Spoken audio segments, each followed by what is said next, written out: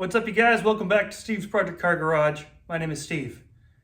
Sitting behind me here, I got a rack full of painted parts, and I think tonight's going to be a night to get started putting some bushings in and trying to start putting some of this stuff together and maybe start even putting some stuff on the frame.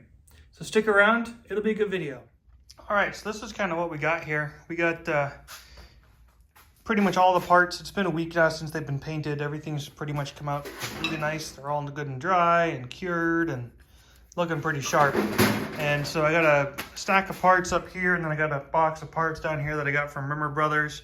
And I figure I may as well start using my new 20-ton press that I just got last weekend and start putting some of these bushings on in. I've already actually used the press on a video that I haven't released yet. It's kind of on order, but I've been working on the leaf spring, and that's going to be its own video. I'm waiting on some bushings for that. But I got the new press. This thing is huge. I was going to get just a 12-ton, but these were on sale for $200 versus $180 or something like that for the 12-ton, so this just made sense. So we went with the 20-ton. So we're going to go ahead and put this guy to use, though. We're going to get some of these bushings put in and start reassembling some of the car. All right, so we're going to give this a try. Going to just place this gently in here. Don't really want to mar up the paint too much, but I think it'll be all right. Try to see if we can press this guy in.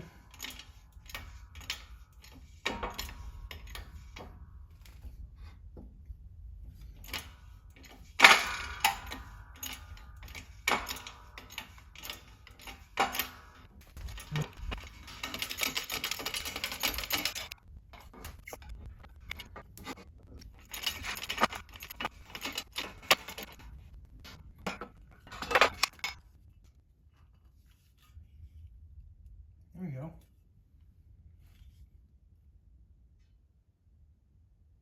Not bad. One down, many more.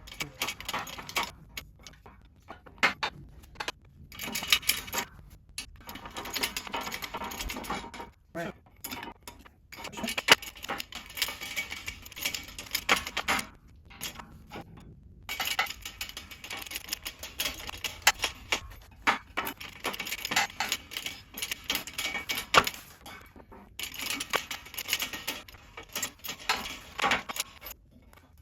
Sweet. All right, well, that was quick and easy. That press definitely makes a quick job of putting in some new bushings. I mean, obviously I would expect it to be quick, but that was really quick. So now I got to kind of take a look at what I need next for parts to start kind of putting some of this together. Maybe it's a good opportunity where I can go ahead and assemble the top ball joints and maybe put that up. And then another thing I want to do also is take a look at mounting these shock towers. So I have those shock towers down in the bottom. I think it would be a good idea to kind of go ahead and start getting those. Oh, just lost a page. Get those put back in here. So let me go ahead and see what I can dig up and make a plan, and maybe we'll put some shock towers on and then start putting some of this stuff together. All right, so the next thing that we're going to work on is going to be mounting these shock towers. So I actually have some hardware over here that I'm going to first clean up with my wire wheel. I'm going to go ahead and just kind of give these guys a decent scrub down. They don't need anything fancy. These are going to go actually right on inside of here. So, I mean, it doesn't need to be pristine or anything, but I'll at least clean them up a little bit. And then that way the bolts are good, the threads are good, and yeah, it's rust free. So let me go ahead and get that started, and then we'll see about mounting a shock tower.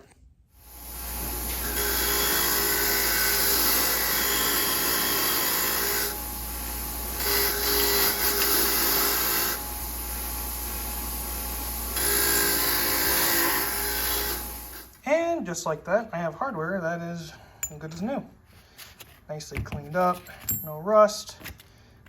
Got these all done. This should be pretty good. So I'm gonna go ahead and try to fit a shock tower. What do you say? All right, so shock tower. I think what I'm gonna do is I'm gonna start by just getting this first bolt up here started. I'll kind of go from there.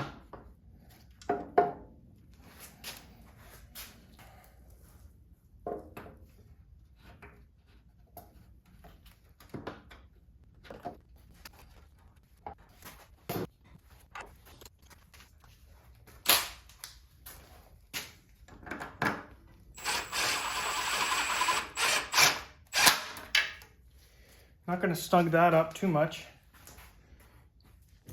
So we got that first bolt in there. Now we're going to have a series of bolts that are down here. All right, so these guys here, they fall into these little captures, and I got to figure out which way these go. And I want to say that they're going to go down with this little beveled edge here.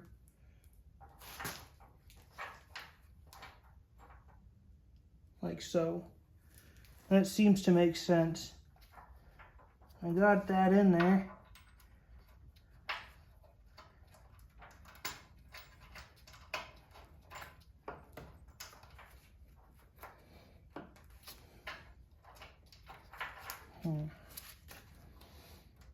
Seems that the paint's kind of fighting me a little bit. It's a little bit thick, and well, we knew that, so this is just something that we'll have to figure out as we go.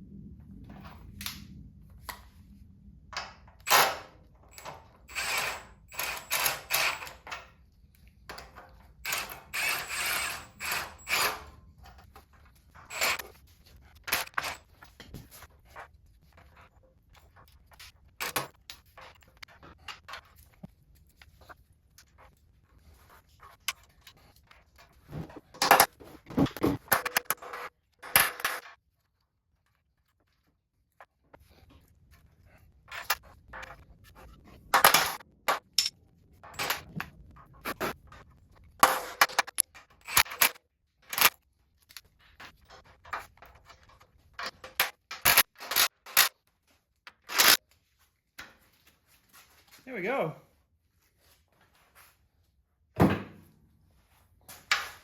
First part of the frame is back on. All right, and just like that, we have the second set of shock towers on. Looking pretty good. From this angle, it's funny because I can notice some spots that I missed on the paint. A little bit here and a little bit down on inside here. You can actually kind of, maybe, there you go. So you can see those little spots that I missed. So next time I bust out some AG111, I'll just go ahead and touch those up. And there's a little spot in there too. So nothing big though. So anyways, gonna go ahead and call it a night, and we will pick up in just a little bit. See you in a minute. All right, so we're back here in the sweat factory. It is now Tuesday or Monday night. Gotta think about that, Monday night. And I'm gonna go ahead and pick up where we left off on the last one. I actually have done a little bit of work off camera. I'll show you what I did real quick, but then we're actually gonna do the whole job on the other side, just so you can kind of get an idea of what it takes. All right, so I haven't tightened anything down or anything yet, but I have gone ahead and reassembled the lower wishbone. And so this was, it wasn't too big of a job, but I did have to go ahead and clean up these shims. I soaked these in metal prep for a while, and then I wasn't happy with how they came out, so I went ahead and actually used my wire wheel and the bench grinder to go ahead and clean them up. I got to put some lock nuts in the back of them, and we'll go ahead and get this locked down. But I went ahead and I installed these guys and drove the bolts on through. This should be the right way to do it, because if I remember correctly, these were backwards, I think. And the bolt was actually going this way, which doesn't make any sense to me. So you should totally at least have the nuts on the inside, because then that way you can remove the bolt easily without removing anything else. So we got that. Let's go ahead and focus on the driver's side. We're gonna do the exact same job over there, and we'll tighten these guys down and go from there. All right, so on these guys, these are the mounts for the wishbones. And so you have two different ones. These have the holes in the center, and these go in the back. So it's going to go in the back like this, so that way the head of the bolt actually hits this guy and locks that in place. And then it's going to be on the other side, same situation.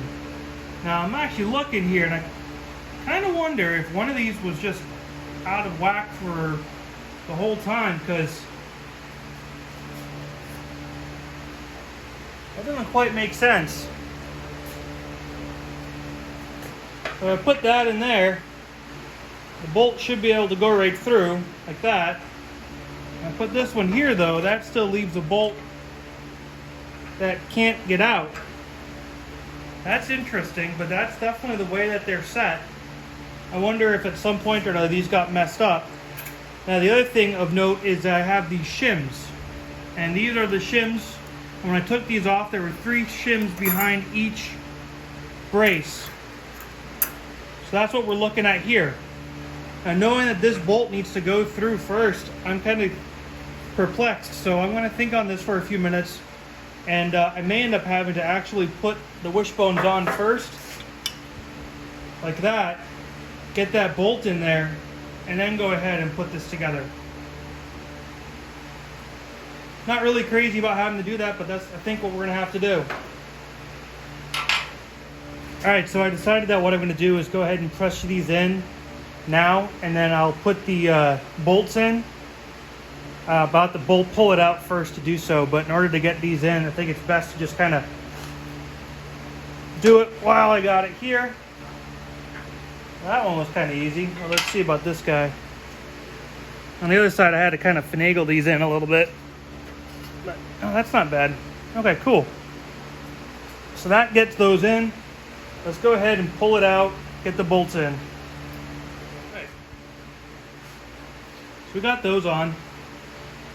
Again, I'm not crazy about how they made that go, but I wonder if they just did it on purpose. So that way they didn't have to have another casting, which is possible, but...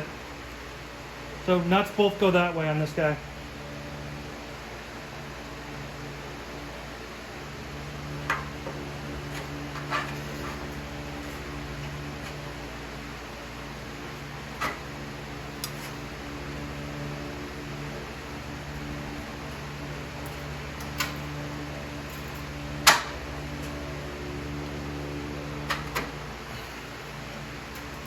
All right, pull that out just a hair on each side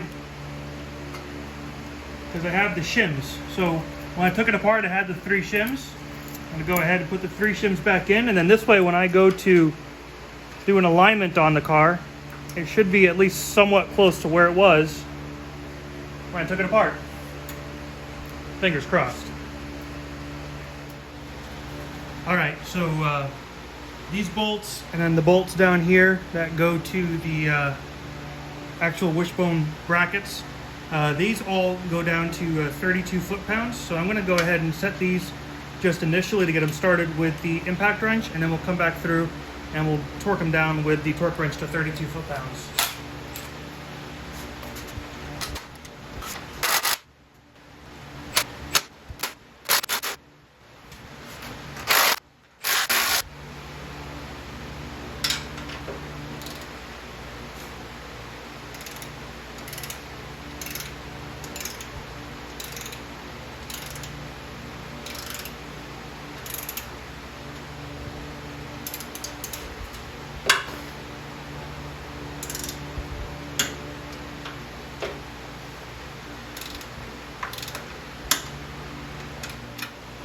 Alright, so I was not as smart as I thought I was. So I thought that having the bolts going this way is the intended way, and that's the smart way. But answer me this. How the heck am I supposed to get the torque wrench on here to get these down to 25 foot-pounds? So, it stinks because I've already torqued these down to 32 foot-pounds. But I think really what you've got to do is torque them down when they're not on the frame. So I think that what I'm going to end up having to do here is loosen these up, pull them off, torque them down to 25, put them back in, and then torque them back to 32 again. So I'm going to do that. So, you know, love redoing stuff, but it is what it is. So I'll take you in. All right, so we didn't see this coming. So this is a new set of the uprated springs. These are also shorter. Supposed to be only 1 inch shorter, but compared to those old springs, that's like 3.5 inches. So why did I replace the springs? Well, here's your answer. This spring is almost 3/4 of an inch higher than this spring. And I think obviously based upon the difference in these springs are probably pretty well shot. So I reached out to my buddy Kyle. He happened to have a set. These are the upgraded springs. So we're gonna go ahead and install these. I actually already did one just so I can kind of get a hang of it before I tried to video it. But Kyle also sent me his spring compressor. This thing is pretty fantastic. So I'll go ahead and I'll get this set up and I'll show you how this spring compressor works to go ahead and attach that spring to a new shock. So let me get you set up. All right, so this is the uprated spring. Again, it's supposed to lower the front end of the car 1 inch, which should make it ride flat as opposed to having a little bit of a pitch. And so to do this, what we have to do is take our new shock, and I'm actually going to go ahead and just pull it, kind of extend it a little bit. We're going to put this guy on here. We're going to take the bottom end here. We're going to set that in there. Now we have already the bushing on the shock and the washer that's supposed to go on there. So that's already on there. We're going to put the cap on.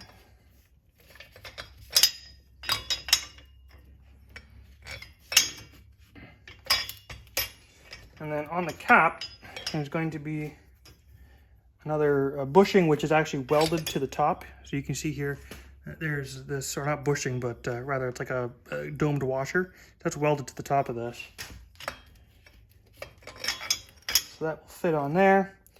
We put on the other bushing. Now this bushing does have a kind of like a recess there, or you know, a extruded part that goes downward, and so that way it's going to settle into the hat. And we've got that right there. So what we're going to do is we're going to close this guy up, and you'll see, and I'll show you in just a minute, but there are 3 holes that are drilled into this press that are specific for this type of shock. I'll show you. You see, like right down here where it just kind of comes through. And so what we're going to do now is we're going to just pull these up, and we'll cheat a little bit. We'll use our impact to just kind of make it quick. I'm going to do it evenly.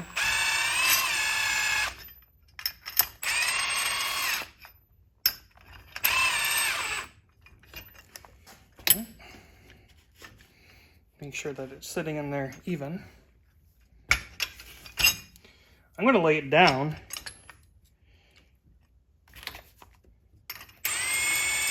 I'm just going to start tightening this up.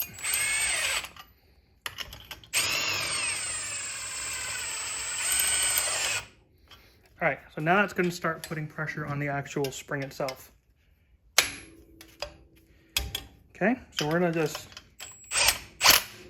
of course, keep our hands clear. I got my hand on top of it, but it's not in a pinch area of any kind.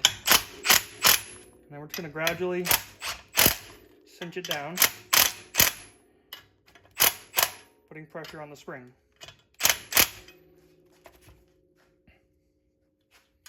Okay, so now we got the spring under pressure. It's nice and secure. That's not going anywhere. Now what we can do, get our lock nut and put our lock nut on. Now a little bit of fun is that the lock nut spins the actual top of the shock. So when I spin this, you'll see that the actual top of the shock spins. I don't know if you can, here, let me see. The top of the shock spins. Now in some shocks you'll have like an Allen key hole or something that you can put in there to stop that from happening. This does not have that. So what I'm going to do is I'm going to use a pair of vice grips, which is why I have these here and handy and ready. And I'm going to snag the top of the actual bolt. And the top of the bolt is rectangular, and I think that part of that idea is so that way you can actually grip it with like vice grips or something. And what that's going to do is that's going to keep the shock from actually spinning. So we're going to tighten this down a good bit.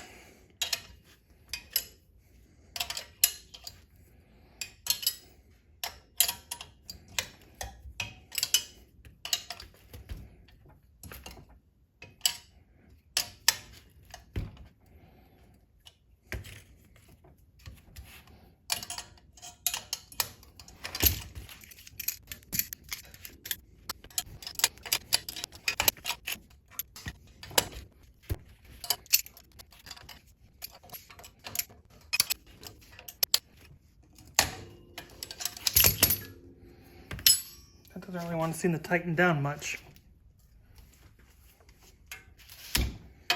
All right, so we're gonna go ahead and loosen up the tension on this. I just want to see how the spring sits, see if it's tight or not.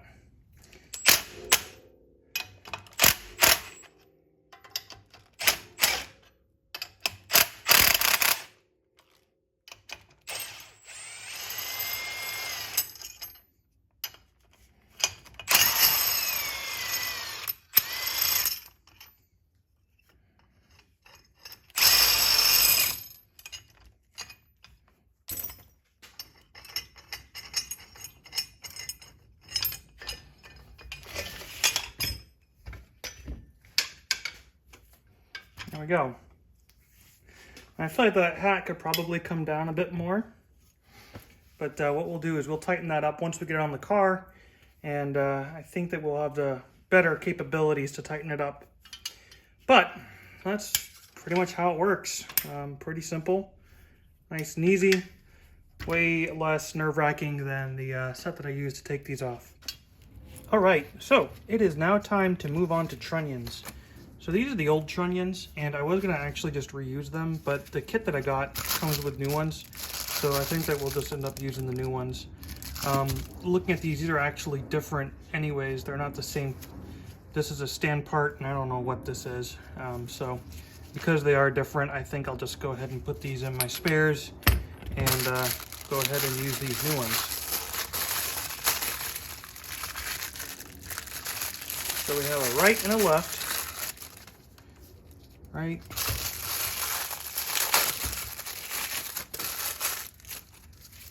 And left. And then we got these Trunnion quote repair kits.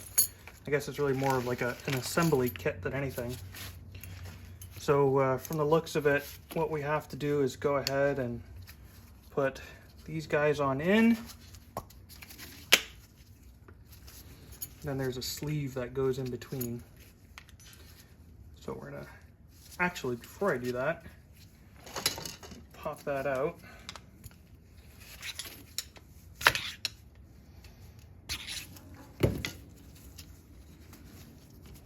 Let's take a look here because these actually need to go on first. So that goes on like that, then this slips in. Okay, and then we get the gasket.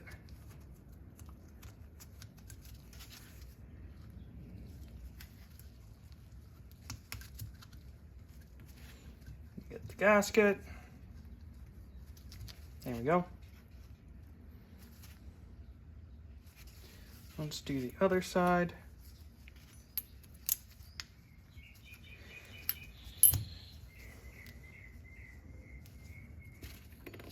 We have another gasket.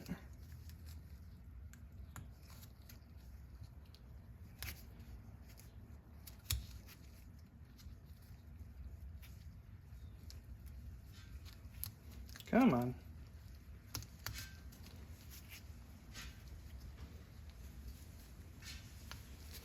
Okay. We got those on there. And then we have this metal sleeve, which just goes down in between. And this will sandwich on top. And that's it. At least as far as I know. Maybe you guys will tell me I'm missing something, but it looks like a trunnion to me. Cool. All right, let's get this other side done.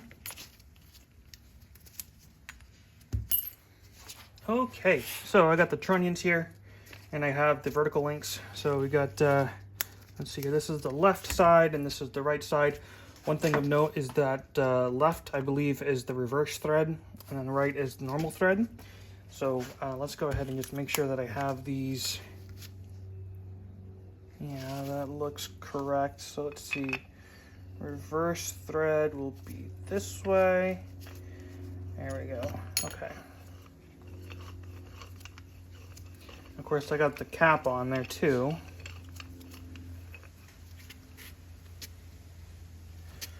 All right, so let me take a look at the book real quick.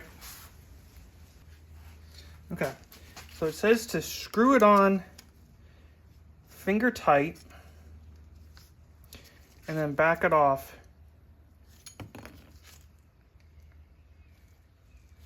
Just enough so it doesn't move. Actually, it looks, well, yeah, see, that's too much, because it's going to have to be like that. Maybe right about there.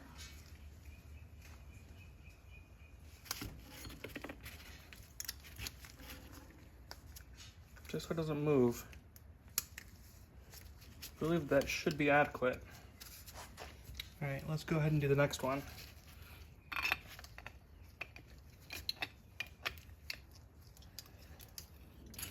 Now, I don't have the oil to go ahead and oil these guys up at the moment, so I'm gonna have to get that.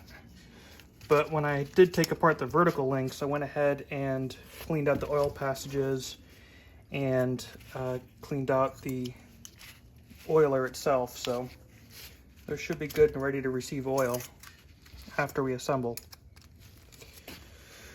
All right, well, I guess that's together. I guess that these are just hold into place once I put bolts on them, which kind of makes sense, but I don't like the fact that they just kind of fall off. I wish that they would kind of snap into place, so that way I wasn't constantly trying to battle them, but I guess that is what it is. All right, well, let's go ahead and take a look at installing these and putting the shocks on, and we'll go from there. Okay, so I'm going to start by introducing the shock. So let's get this guy in.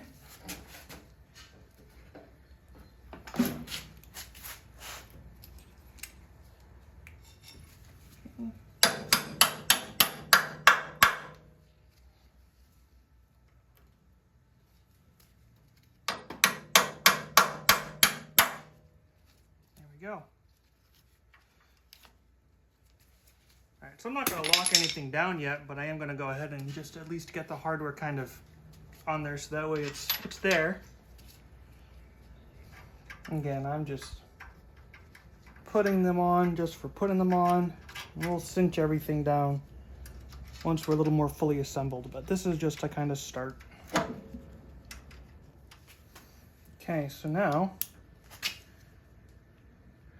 I'm going to try to offer up the vertical link and the trunnion. Again, this is the right side.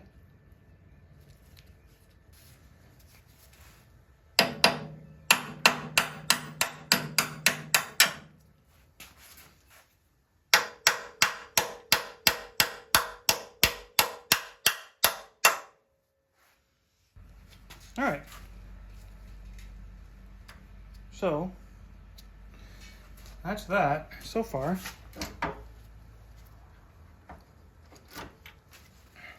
Cool. All right, so one thing I just failed to notice is that by putting the shock in first, I am not going to be able to do the upper wishbones. So I'm going to go ahead and just take the hardware off of the shock, and I should be able to just retract it and let it go forward. And then that way I can go ahead and do everything else up here. All right, so let's talk upper wishbone assembly. So I didn't see any differences in any of these bits. These all seem to be the exact same thing. So I got some new hardware here. And let's see here. According to the diagram, there's no real wrong direction, I don't think, for this to go together in terms of which way the bolts go.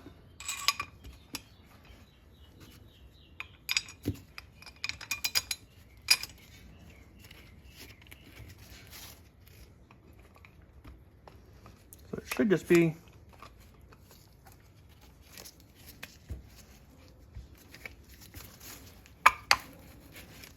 like that. I've got a couple of lock washers right here. I guess as they call them, spring washers. Put that on. Put that on. a pair of nuts.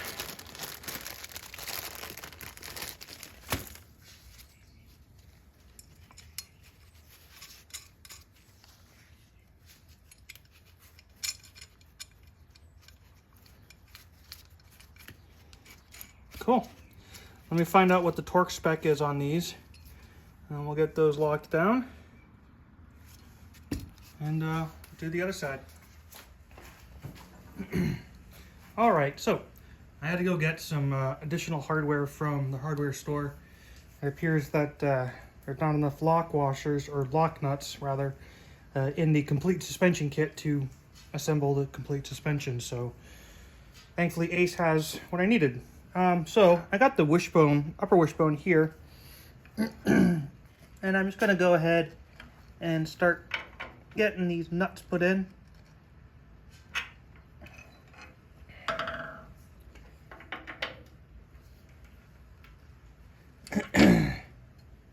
Come on. 2 very boring minutes later. Alright, so according to the book, those do not get any washers.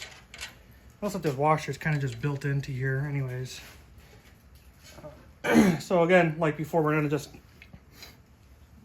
slightly put those on.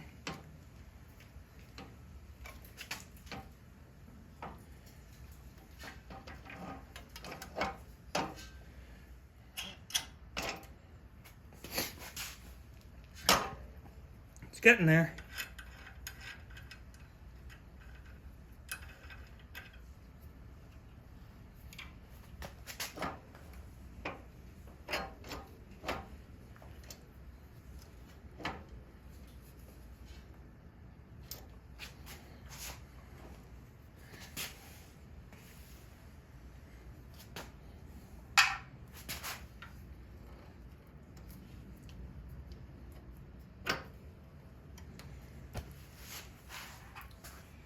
Here we go. All joints sat down. Great. So now everything's here, and it's just, I guess, a matter of pulling things in, tightening things up, and sending it home. Let me go ahead and look into some torque specs and get this stuff pulled together. All right, well, there we go. Got the driver's side done. And so there is a saying that every 15-minute job is one broken bolt away from being a 3-day ordeal. And anybody who's observant can tell me what you're noticing. But anyways, so now what I want to do is go ahead and work on getting the anti-sway bar installed, and then I think that once that's installed, we're gonna wrap it up for the video and pretty much call it a wrap on the front suspension, because this is almost done. And of course I still have to put the hubs on and everything, but we'll do that in a later video, because I'm also going to need to upgrade my studs to the Rover studs so that way I get some stronger studs in the front. But let me get myself prepared for this sway bar link, or anti-sway bar, whatever it's called, and we'll get that done. Alright, so I went ahead and I just did a loose fit of the anti-roll bar end links. Essentially, they just kind of drop in here and you just tighten up the nut. Again, it's a loose fit because I got to get the anti-roll bar installed. But first, I got the anti-roll bar over here. I got to go ahead and fit these new bushings and then these clamps. And got the new U-bolts for them from Rimmers, and the nuts to go ahead and attach it. But Rimmers doesn't include the washers that you need. And as you can see here, where's my finger? Right there. You need washers. Why aren't these in the complete suspension kit from Rimmers? I don't want to go off on a tangent, but this is not the first time that I've been kind of stuck with this complete suspension kit and have it not be what I need. So I'm kind of frustrated, to say the least. But we're going to press on. So let's go ahead and see if we can get this put together and wrap it up. Alright, so I know this isn't the most helpful angle, but I'm going to show you what I'm going to do. So I just slid those bushings on, and I mean literally slid them on. I almost don't even think that they're the right bushings because they're quite loose. So we're not going to cinch this up, but we are going to go ahead and just give it a loose fit, because I have a feeling I did not get the right parts for the job, and that these bushings are just way too big.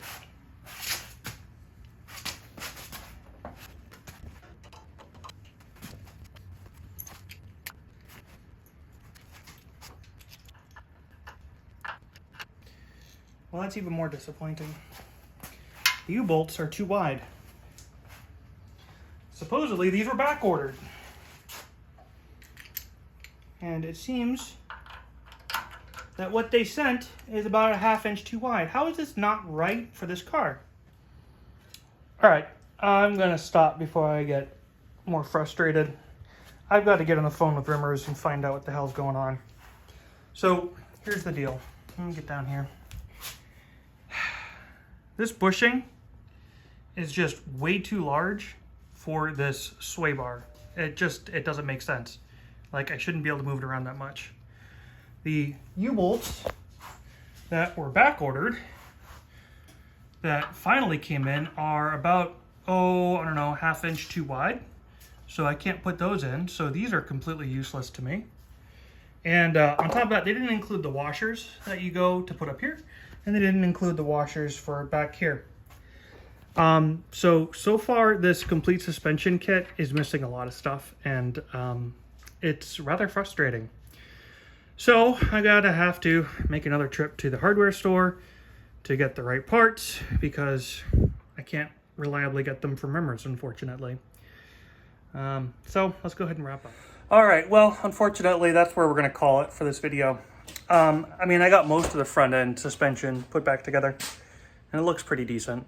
But I gotta say, I'm really kind of disappointed in this quote-unquote complete suspension kit from Rimmers. I wasn't actually going to make a video and talk about this too much, but I am now. So you saw what was up with the front sway bar. Now, that could be because it's not the original front sway bar, so I'm not going to totally fault them on that for the bushings issue. I need to do some more research on that, because who knows in the last 52 years where that bushing or that front sway bar came from. Things that were missing, though, from the kit that you wouldn't expect to be missing. So the rear spring, right? You would expect bushings for the rear spring, as it's a complete suspension kit, and there's no bushings for the rear spring. There's no bushings for the rear diff either. The front includes everything for the trunnions, and nothing in the back for the trunnions in the back. Not a dang thing. It includes bearings for the front, no bearings for the back. So, and that's just some of it, but like, there's also bits and pieces of hardware that just aren't existent in the kit. And the kit, if you look at the description on their website, it says, complete suspension kit. And it doesn't have a description. It just has a list of all the different parts that are included. And the parts listed are really kind of vague, and it doesn't really provide you with a lot of information unless you sit there and go through each one of the, 30-odd parts, part numbers, might I add, to go ahead and search their website and see what they correlate to. So Rimmers, do some better work on this. Like, make that description on the parts better. And make it an actual complete suspension kit. I bought it as a new mechanic trying to figure out how to restore my car. And the fact that I'm kind of left high and dry here stinks, because it takes a week to get parts from you guys, which, by the way, you guys are faster than domestic companies. So that's looking at you guys, bigger names out there in the US. But it still stinks because the shipping is expensive. So obviously you pay for it. So now I've got to make yet another order.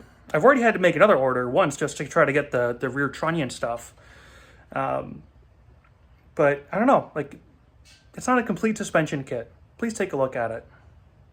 Anyways, I'll get off my high horse about that. Really kind of miffed about it, though. So the next step is to get more parts. I've got some more parts arriving. They should be here Tuesday and Wednesday, so I can go ahead and finish the rear leaf spring and start putting that back together. And then next is, you know, the old differential that's sitting down there. I've got a bunch of new bearings and new seals coming for the diff. So I'll be going ahead and stripping the diff apart, cleaning it, painting it, putting it back together, and then getting ready to mount it with that refresh spring with buttons from Rob Turner. So I'm excited. It's taking shape, albeit slowly, but that's okay. I'm happy. Anyways, if you haven't done so already, please go ahead and hit that button that hits the subscribe, click the bell to get those post notifications. And remember, when working on project cars like this, make sure you look at all the part listings so you have to make multiple orders, and don't be that dreaded previous owner. Cheers.